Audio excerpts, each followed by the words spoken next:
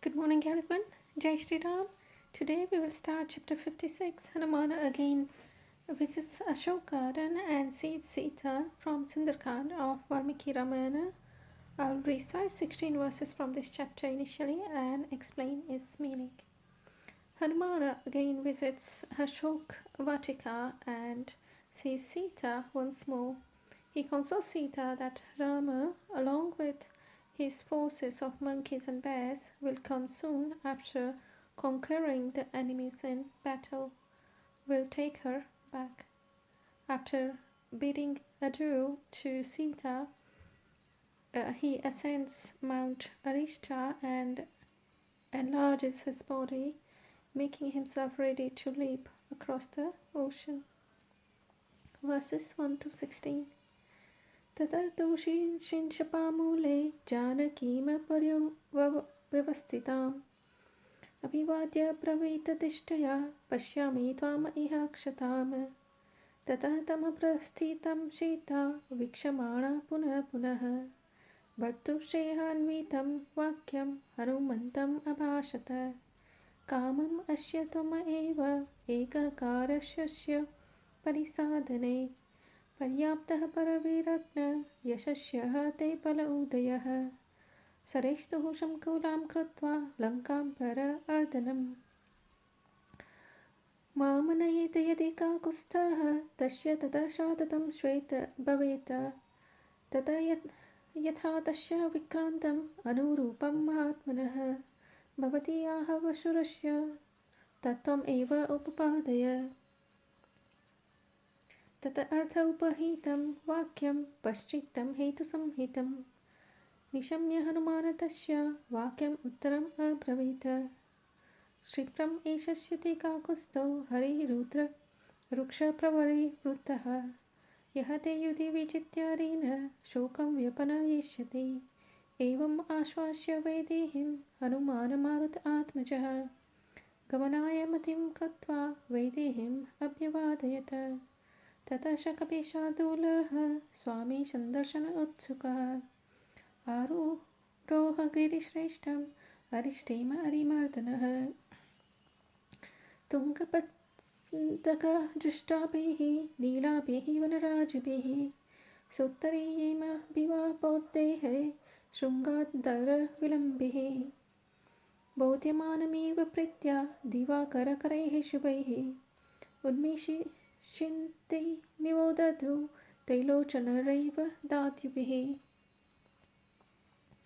तोयोधनिष्वनैमेन्द्रैः पादितमिव पर्वतं प्रगृहीतमिव विष्टैर्न न प्रस्थवनस्नने देवदारुभिरत्युच्चै रुद्रबाहुमिव स्थितं प्रपातजलनिर्शोधैः प्राकृष्टमिव सर्वतः वेपमानमिव श्यामैः कम्पमानैः शरत्तनैः वेणुभिर्मास्तुदधूतैः कुजन्तमिव किचकैः निश्वैः सन्तमिवर्षा दुर्धोरैराशिविशोत्तमैः विहारकृतगम्भीरैः ध्यार्तयन्तमिह करहरैः मेघपाददीपैः पादैः प्रकान्तमिव सर्वतैः जुबमाणमिवाकाशे शिखरैरभ्रमालिभिः. This means that after having offered his salutation to Sita, who was present at the foot of Ashoka tree, Hanumana spoke, "Thank heaven I am seeing you uninjured here."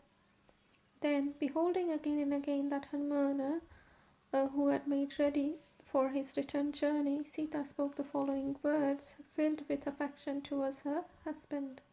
"O Hanumana, the annihilator of enemies, you are yourself surely significant and sufficient single-handed completion of this task.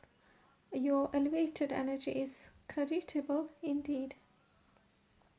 But it will be appropriate for Rama, who destroys the hostile forces, to take me with him after routing Lanka with his arrows. Therefore you act in such a way that high-souled Rama, valiant in battle, may exhibit prowess worthy of him." Hearing those humble, reasonable, and meaningful words of Sita, Hanumana spoke the following words in reply. Rama, accompanied by the leaders of monkeys and bears, will come soon after conquering the enemies in battle, will take away your grief.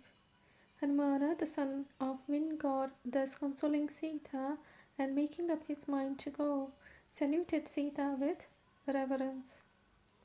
Thereafter that Hanumana, the foremost among monkeys and the annihilator of enemies, with an anxious desire to see his lord, ascended to the mountain Arista of excellence. That mountain was covered, as it were, with dark green rows of gardens inhabited by chauri elephants, with red spots on their skin and with its clouds hanging between its summits, as with an upper garment, by matches scattered here and there, looking like eyes drawing up the eyelids. The mountain looked like being awakened, as it were, with love by the bright rays of sun. The mountain looked resembling the one which has started reciting the scriptures clearly in the form of deep sound of running streams of water, singing as it were at a high pitch in the form of roaring sound of various cascades. The mountain stood as it were with uplifted arms in the form of very lofty deodars, and which started crying loudly as it were all on all sides in the form of sound of its cascades. The mountain seemed to be trembling in the form of waving dark autumnal groves, which were piping as it were in the form of hollow bamboo, shaken up by the wind of whistling. The mountain seems to be setting out on a journey on all the four sides, with feet of mountain looking like rising clouds, which with its peaks having the lining of clouds seemed to stretch its limbs in the sky. I'll continue with the verses in my next video. Jai Shri Ram.